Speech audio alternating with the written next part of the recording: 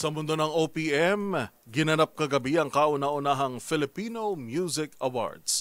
At kabilang sa mga binigyang pagkilala ay ang mga bandang Cup of Joe, Four of Spades at ang tinaguriang Kings of P-Pop na SB19 na big winner kagabi.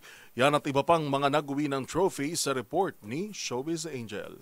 Buhay na buhay ang OPM sa katatapos lang na Filipino Music Awards, kung saan humakot ng parangal ang P-Pop Kings SB19.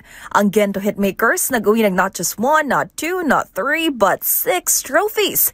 Kabilang na riyan ang Artist of the Year, Pop Song of the Year para sa Dungka, at Tour of the Year para sa kanilang Simula at Wakas World Tour. Ang grupo nagpasiklab din sa stage ng MOA Arena hatid ang Dam at nagkasama rin sila ng folk pop band Ben and Ben para sa kantang Kapangyarihan. Panibagong pagkilala rin ang nakamit ng Cup of Joe sa gabing iyon.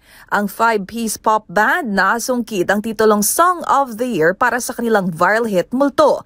Ang kanila namang EP na Silakbo ang itinanghal na Album of the Year. Di rin papahuli ang nagbabalik music scene na Four of Spades na kinilala namang Rock Song of the Year ang Aura. Pero kung R&B Song of the Year naman ang pag-uusapan, wagi riyan ang kantang Marilag ni Dionela. Samantala, ang binansagang King of Philippine Christmas Carols na si Jose Marichan ginawaran ng Lifetime Achievement Award. Habang Tribute Award naman para sa yumaong Asia's Queen of Songs na si Pilita Corrales na tinanggap ng kanyang mga apong sina Diego at Janine Gutierrez. Ito ang kauna-unahang edisyon ng The Filipino Music Awards.